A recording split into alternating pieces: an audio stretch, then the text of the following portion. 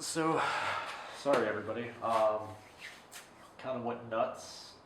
Last night, my camera shut off in the middle of the time lapse for the front end, which kind of was a pain in the ass, and then I had to redo quite a few things in the morning. On a side note, I had to do a lot of repair work. As you notice, the bike is actually, you probably didn't notice, but the bike is no longer on a crate. That crate fell apart. Good news, the handlebars took the brunt of the force, and the rear light and the kickstand. The kickstand is it's just a solid piece of metal.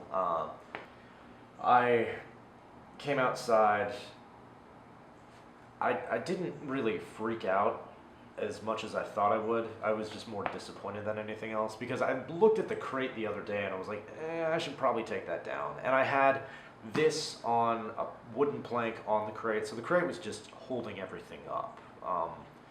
But the crate, apparently the frame, the part of the side just gave way and the whole thing toppled over when I wasn't here, and I popped the handlebar, actually the left keg riser, completely stripped out. So I had to helicoil that.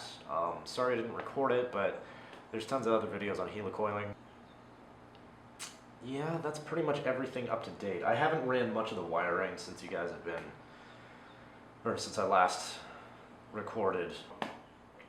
So today on the agenda, I have most of the wiring route most of the wiring, start troubleshooting my wiring because that's going to be a thing. Put my battery in and basically finish the bike for the most part, get it road worthy. Unfortunately, something terrible has happened. When this thing fell over, the bottom bearing was shot. I guess Harley makes absolute shit bearings. So what had happened was, okay, the thing falls over and takes most of the impact here. Actually, I don't know. I think most of the impact went here because clutch lever went upwards and riser popped out. And I'm thinking what happened was it put a lot of stress on this and managed to break it. I don't know how, but that just kind of happens. Also, there's a spacer in here, which I don't know why that's there or anything. So I basically need to tear this whole entire thing apart and replace the bottom bearing. Since I'm replacing the bottom bearing, I might as well replace the top one. And if I'm replacing both, then I will take you along for the ride. Because I'm nice like that. I thought I wouldn't have to rip apart the front end, but you guys are lucky because I do, and I forgot to record it the first time, so you'll see a complete teardown and rebuild. So, bad news. I am sitting on the crate that made this thing fall over. The race went bad in this. So in the bearing, you have the roller part, the inner race, and the outer race. The outer race is that outer part that fits all over the bearing. And it's got the convex, or what, no, it's concave lines in it. So the rollers will actually roll against it. So the one in here was bad. It had a bad chunk taken out of it, so I decided to cut it and put the new bearings in. Turns out the Harley bearings for this, the outer race is not the proper race. It's a little bit too big. So I was thinking about having them like machined down or something like that. So what I did is just ordered another fucking one from All Balls, the correct race on the outside.